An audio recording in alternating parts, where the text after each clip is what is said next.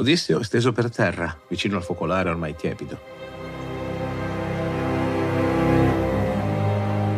Sotto di lui c'è una pelle di bue grezza, non conciata, ruvida, come dovrebbe essere il giaciglio di un mendicante. Sopra una pelle di pecora che la nutrice è venuta a posargli addosso poco fa, in silenzio. Eurinome, la dispensiera, ha aggiunto per pietà un mantello. Lui prova a dormire, ma non ci riesce. Ha gli occhi fissi sulle travi del soffitto, ma le travi non le guarda davvero, vede altro. Vede 10 anni di guerra a Troia, vede 10 anni di mare, vede la moglie che ha lasciato giovane e ha ritrovato consumata dall'attesa, vede il figlio che ha lasciato in fasce e ha ritrovato uomo, vede la sua casa in mano a un branco di sconosciuti, vede soprattutto la giornata di domani. Domani sarà il giorno, 20 anni di sofferenze che convergono in poche ore, e questa notte che non passa. Si volta su un fianco, poi sull'altro. Grazie agli amici su TP che amano questo podcast: Giacomo, Sisifo Felice, Federica, Maddalena e Giorgio Irlandese di Brescia. Grazie anche a Sara, Anna, Santo, Ergis dall'Australia, Alex e un benvenuto a bordo a Valentina. Grazie ad Alessandro, Mirko, Vanessa, Jimbo dal Belgio, Fabio, Lizanel da Cambridge, Tommaso B, Giulia 168, Francesco, Michele ed Emily. Grazie infine a Marina, Alessia, Raul, Chiara Miriam, Cristina, Juan ed Eugenia. Diventa anche tu parte di questa avventura. Supporta questo podcast andando su TP usando il link in descrizione. Questa puntata è dedicata al mio giovane amico Antonio, che con mamma Angela mi segue con tanta passione. Ciao!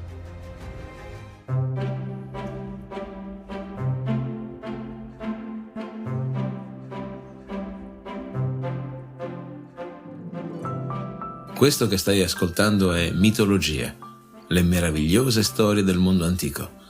Sono Alessandro Gelain, insegnante di filosofia, psicologia e scienze umane. Se vorrai stare in mia compagnia, ti offrirò le storie più interessanti della mitologia greca e romana. Il mito ha ancora molto da insegnarci e talvolta, come uno specchio, è capace di mostrare meglio a noi stessi quello che siamo. Puntata numero 273, La vita di Odisseo, episodio 33, la notte prima della strage.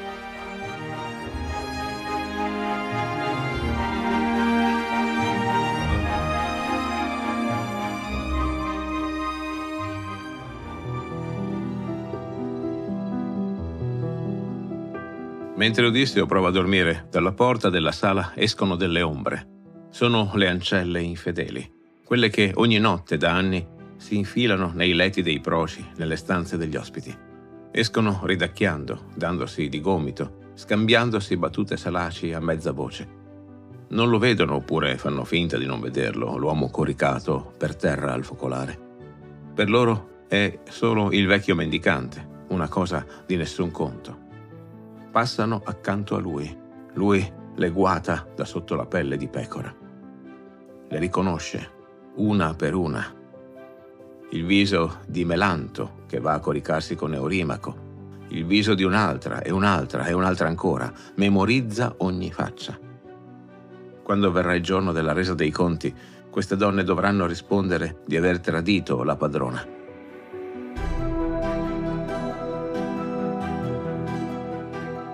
È proprio adesso, mentre le guarda passare, che dentro di lui succede qualcosa. Omero racconta che il cuore di Odisseo gli si gonfia nel petto e comincia a latrare, come una cagna che sta in mezzo ai suoi cuccioli e vede arrivare uno sconosciuto. Si pianta sulle zampe, ringhia, abbaia, è pronta a mordere. Così fa il cuore di Odisseo dentro di lui, scuotendosi per la rabbia, per le ignobili azioni. Per un attimo l'eroe è incerto. Si alza adesso, le strangola tutte una dopo l'altra e poi affronta i proci. Oppure le lascia andare, le lascia raggiungere i loro amanti per l'ultima volta e si attiene al piano. Il cuore vuole agire, la testa dice di aspettare. Qui Odisseo fa una cosa inaspettata. Si batte il petto con il pugno chiuso, parla al proprio cuore, lo chiama per nome, lo redarguisce, gli ordina di sopportare. Cuore, gli dice, sopporta. Hai sopportato cose peggiori. Pensa al giorno in cui il ciclope nella sua caverna divorava i miei compagni uno dopo l'altro. Tu hai sopportato anche allora, finché la mia mente accorta non ci ha tirati fuori da quella tomba dove pensavamo di morire. Il cuore lo ascolta, si placa, smette di latrare. Il corpo no. Il corpo continua a girarsi da una parte, dall'altra e ancora. Qui Omero ci dà la seconda immagine completamente diversa dalla prima, ma altrettanto memorabile. Odisseo si rivolta su Giaciglio come una salsiccia che un uomo sta arrostendo sul fuoco. L'uomo la gira di qua, la gira di là, impaziente che sia pronta. Così si rivolta Odisseo, da una parte e dall'altra, mentre nella mente macina il piano, lui contro i 108. Chi conosce Omero sa che lui non si fa problemi a paragonare il suo eroe a una salsiccia che si arrostisce. Per i greci queste similitudini umili erano potentissime. Portavano l'epica dentro la cucina di casa. Il senso vero di questo passo, però, è un altro. È che davanti alla difficoltà di domani, Odisseo è un uomo che ha imparato a non agire d'impulso. Il cuore latra, ma lui lo doma. Le mani vorrebbero stringersi al collo delle ancelle. Lui le tiene ferme. 20 anni di attesa non verranno messi a repentaglio per dei teneri colli di traditrici. Mentre lui continua a girarsi sul fuoco, una figura femminile gli appare accanto. Non è la nutrice, non è una serva, non è nessuna delle donne di questa casa, è Atena, scesa dall'Olimpo apposta per lui, in forma di donna mortale. Si china su di lui e gli parla con un tono che non è severo, è quasi affettuoso. Ha quel piglio un po' canzonatorio che la dea ogni tanto si concede col suo protetto. Perché stai sveglio, infelicissimo uomo? Sei a casa tua. In questa casa c'è una moglie che ti aspetta da 20 anni. C'è un figlio che chiunque desidererebbe avere. Cosa vuoi di più per addormentarti? Odisseo le risponde da par suo. Ringrazia, riconosce che ha ragione, ma poi le fa una serie di domande concrete. Sì, sono a casa, sì, ho moglie e figlio, ma dimmi, come fa un uomo solo a uccidere 108 uomini? E poi, anche se ce la facessi, cosa accadrebbe dopo? Le famiglie dei proci verrebbero a vendicarsi. Dove troverò scampo? Sono le domande di un uomo concreto. Domani non basterà la rabbia, servirà un piano per il dopo. Atena gli risponde con pazienza divina. Gli dice che l'essere umano di solito si fida di amici che sono molto più deboli di lei, ma lei è una dea.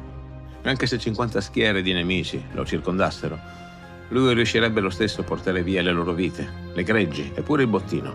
Quindi dorma e gli versa il dolcissimo sonno sulle palpebre. Poi torna all'Olimpo, la dea luminosa. Odisseo finalmente si addormenta. Penelope al piano di sopra, nello stesso momento si sveglia di soprassalto e inizia a piangere. Ha gli occhi gonfi, il cuore che le batte in gola. Si era addormentata da poco. Ha fatto un sogno. Accanto a lei nel letto dormiva un uomo. Era Odisseo, esattamente come era partito 20 anni prima, per Ilio, giovane, forte, con i capelli folti, le spalle larghe. Era lì, addormentato, accanto a lei, e respirava piano.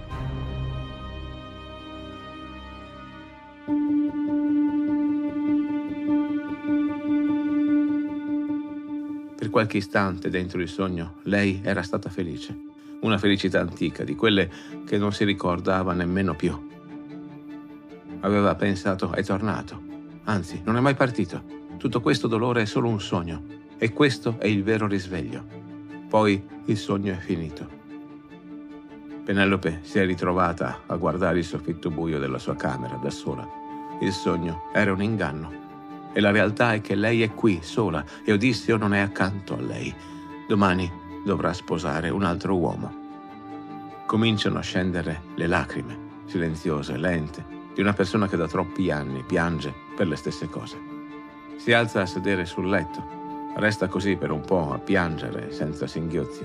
Poi si apre una delle pagine più dolorose dell'Odissea. Penelope invoca Artemide, la dea cacciatrice, quella che con le sue frecce silenziose colpisce le donne mortali e le fa morire dolcemente, come se si addormentassero. Prega Artemide di scoccarle adesso, subito, una freccia nel petto. Vuole morire, vuole la fine di questo dolore, vuole scendere sottoterra. nell'Ade, con gli occhi ancora pieni dell'immagine di Odisseo, com'era quando partì. Non vuole sopravvivere fino a domani, perché domani dovrà fare la gioia di un uomo che non è suo marito. Artemide, dea venerata, figlia di Zeus, scagliami subito una freccia nel petto. Adesso, o fammi rapire da un turbine, fammi portare via dal vento per oscuri sentieri e gettare alle foci dell'oceano, qualunque cosa, ma non lasciarmi qui ad essere costretta a sposare un uomo inferiore al mio. Implora Artemide di considerare quale sia stata la sua esistenza di questi 20 anni. Il dolore di giorno si può ancora sopportare, si piange, ci si lamenta, ci si tiene il cuore in mano e si tira avanti. La notte però, la notte è peggio, perché di notte il sonno dovrebbe far dimenticare tutto, e invece a lei gli dei mandano sogni come questo, sogni in cui suo marito le dorme accanto e lei per un attimo si illude. Il dolore di Penelope non è il dolore di chi ha perso qualcuno, è il dolore di chi si vede ingannata dalla propria mente, il dolore di chi, dopo 20 anni, non può più fidarsi nemmeno dei propri sogni. Vale la pena fermarsi un attimo qui, perché in questa stessa casa, nello stesso momento, sotto lo stesso tetto, ci sono 2 persone sveglie nel buio. Sono marito e moglie, sono vicinissimi. Se uno dei 2 tossisse, l'altra lo sentirebbe. Sotto c'è un uomo che non riesce a dormire perché domani dovrà uccidere 108 persone e teme di non farcela. Sopra c'è una donna che non riesce a dormire perché domani dovrà sposare un uomo che non ama. Sono la stessa coppia di 20 anni fa, ma sono diventati, dopo 20 anni, 2 solitudini che la situazione divide invece che unire. Lui non sa che lei sta pregando di morire. Lei non sa che lui è giù in sala. Eppure stanno vegliando in quel preciso istante per la stessa cosa, per come questa storia andrà a finire. Atena, che li guarda, manda il sonno a tutti e 2. Sotto a Odisseo, sopra a Penelope. Per qualche ora dentro la stessa casa, marito e moglie dormono.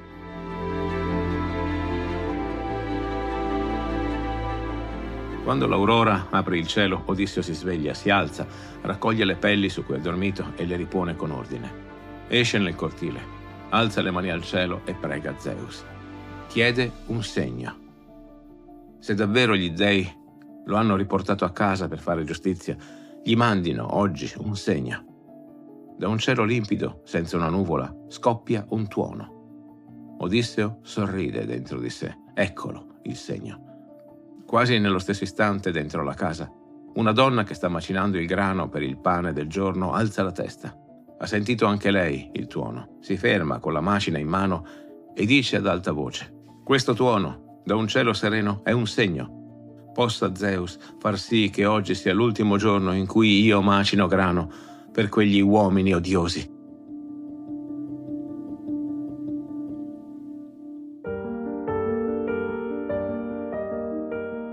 È la voce di una serva qualunque, una donna anziana che lavora alla macina dall'alba al tramonto. Odisseo, che la sente da fuori, prende anche questo come un segno.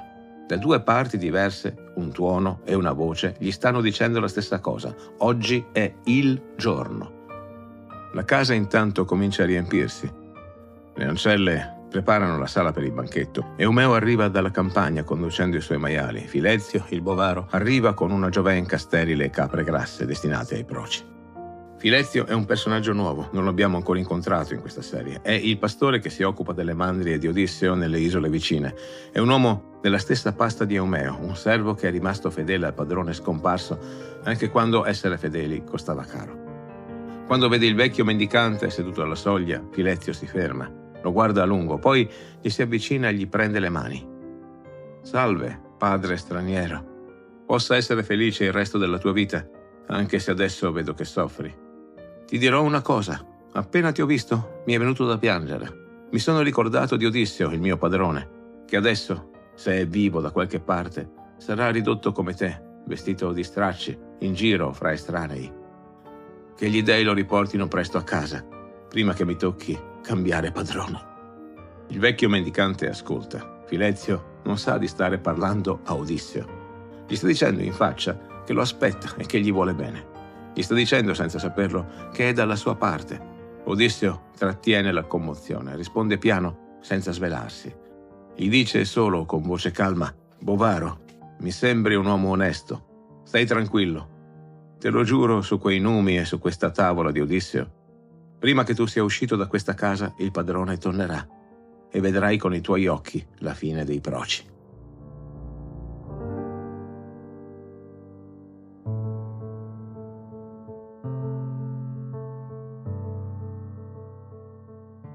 Filezio lo guarda, non capisce ma sorride.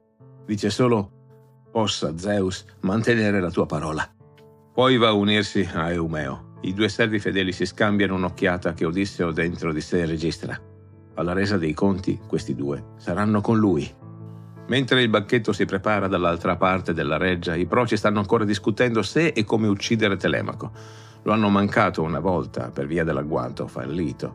Potrebbero riprovarci. Mentre litigano, dal cielo arriva un segno. Un'aquila con una colomba viva fra gli artigli plana sulla casa. Vola alta, da sinistra verso destra, ben visibile a tutti.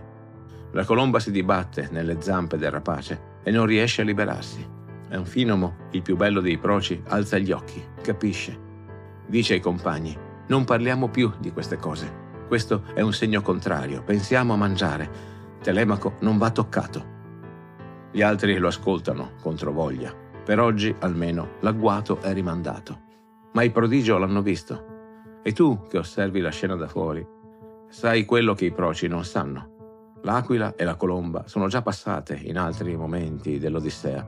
Portano sempre lo stesso messaggio. C'è un rapace che sta arrivando e ci sono delle prede che non se lo aspettano. Le prede di oggi siedono nella sala di Itaca e si stanno preparando al pranzo.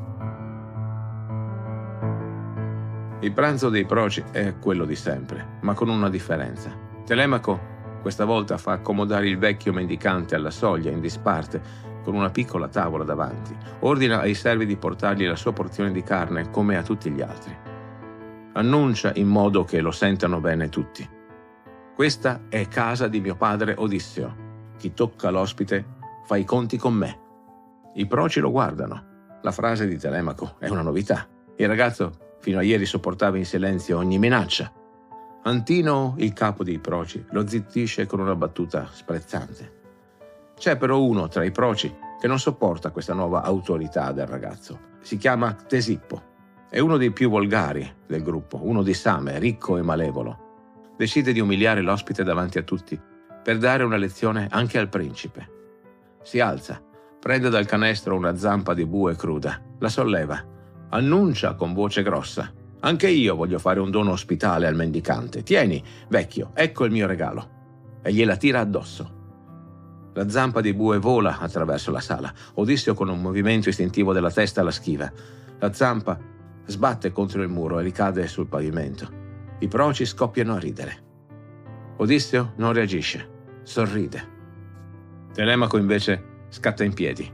La sua voce taglia la sala come una lama. Ctesippo, sei stato fortunato a non averlo colpito. Se così fosse stato, ti avrei trapassato con la lancia e tuo padre, invece delle nozze, avrebbe celebrato il tuo funerale. Si volta verso tutti gli altri. Adesso non parla più come un ragazzo. Basta con queste azioni infami in casa mia. Bevete pure il mio vino, mangiate pure le mie greggi, ma rispettate gli ospiti. Volete uccidermi? Fatelo. È meglio morire che continuare a vedere quello che vedo ogni giorno. Per un istante nella sala scende il silenzio. È il silenzio che gli uomini fanno davanti a qualcuno che ha appena cambiato pelle sotto i loro occhi. Poi un colpo di scena, quasi da film del terrore, eppure è Omero. I Proci cominciano a ridere, non come prima però. Adesso ridono in modo strano. Una risata sguaiata, isterica, che non riescono a fermare. Le mascelle si torcono in modo innaturale, continuano a mangiare e a ridere insieme, ma mentre ridono gli scendono lacrime dagli occhi, lacrime vere, abbondanti. Mangiano carne grondante di sangue e ridono e piangono insieme, come se il loro corpo stesse facendo cose che la loro mente non controlla più. Atena dall'alto sta facendo questo. Sta togliendo loro il senno. È una scena tremenda perché è la rappresentazione visibile, fisica, di una verità antica. Quando gli dèi vogliono perdere qualcuno, prima gli tolgono la ragione. In mezzo a questa risata isterica nella sala, un uomo si alza in piedi. Si chiama Teoclimeno, è un indovino. È un personaggio minore dell'Odissea, forse ti ricordi di lui. È arrivato a Itaca da poco, era in fuga dalla sua terra per una questione di sangue ed è stato accolto da Telemaco sulla sua nave durante il viaggio di ritorno dal Peloponneso. Da quando è qui sta in disparte, osserva, ha il dono di vedere le cose che gli altri non vedono. Adesso si alza, guarda i proci che ridono e piangono insieme, spalanca gli occhi e quello che dice lo dice a voce alta perché tutti lo sentano. Sciagurati, che vi sta succedendo? Vedo i vostri volti coperti dall'ombra della notte. Vedo le vostre guance bagnate di lacrime. Sento risuonare lamenti. Vedo le pareti, vedo le belle architravi di questa casa grondare di sangue. Il portico è pieno di ombre. Il cortile è pieno di ombre. Sono fantasmi. Stanno scendendo nel buio dell'erebo. Il sole è scomparso dal cielo. Una nebbia funesta è calata su tutto. Teoclimeno sta vedendo, in pieno giorno, dentro una sala piena di luce, la scena che si svolgerà qui dentro tra poche ore. Sta vedendo i proci morti, i loro fantasmi che scendono nell'Ade, il sangue sui muri, l'oscurità che cala sulla casa dopo la strage. Lo sta vedendo e lo sta dicendo esattamente. I proci, davanti a questa visione, fanno la cosa più stupida che si possa fare. Ridono ancora più forte. Eurimaco si alza e dice: questo straniero è impazzito, portatelo fuori, accompagnatelo in piazza se gli sembra che qui dentro sia notte fonda. Teoclimeno scuote la testa. Eurimaco, non mi serve scorta, ho 2 occhi, 2 orecchie, 2 piedi e una mente ferma. Me ne vado da solo, perché vedo che sopra di voi pende una sciagura e nessuno di voi potrà sfuggirla. Si volta, esce dalla sala, va alla casa di Pireo, l'amico che lo ospita. Dietro di lui i proci continuano a ridere. Hanno appena udito il proprio destino che si annuncia con voce umana e hanno deciso di ignorarlo. Una sola persona in tutta la stanza ha ascoltato Teoclimeno con attenzione. In fondo, su un seggio bellissimo, vicino alla porta del gineceo, c'è una donna. È Penelope. È scesa al banchetto, come tutti i giorni. Ha preso il suo posto. È rimasta in silenzio. Ha visto e sentito ogni cosa, la zampa di bue, la minaccia di Telemaco, la risata innaturale, la profezia dell'indovino, scivolata su tutti come acqua. Lei non sa ancora che il vecchio mendicante, seduto alla soglia, è suo marito. Non sa che la profezia di Teoclimeno si compirà oggi stesso, però sa dentro di sé che oggi è un giorno diverso da tutti gli altri. Lo sente. Si alza, abbandona il convito. Sale alle sue stanze. I proci continuano a ridere e a mangiare. Stanno partecipando, senza saperlo, all'ultimo pasto della loro vita. Omero stesso ce lo dice. Prepararono lieti il banchetto abbondante perché avevano ucciso molte bestie. Più amaro non poteva essere il banchetto che la dea e l'eroe stavano preparando per loro. Dove adesso si ride di una profezia di morte, tra poco ci sarà un uomo solo con un arco in mano, l'arco di Odisseo. Ma questo è il prossimo episodio.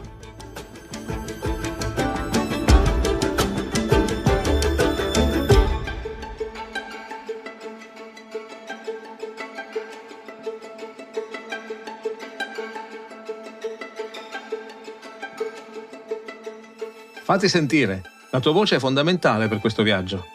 Metti mi piace su YouTube o il più su Spotify per l'algoritmo fa una differenza enorme. Su YouTube per cellulari puoi supportare gratuitamente il canale 3 volte a settimana mettendo un hype. È importante e aumenta la visibilità. Condividi nei commenti le tue riflessioni. Ogni tuo pensiero arricchisce questa comunità e personalmente mi aiuta molto chi mi scrive cosa gli è piaciuto e perché.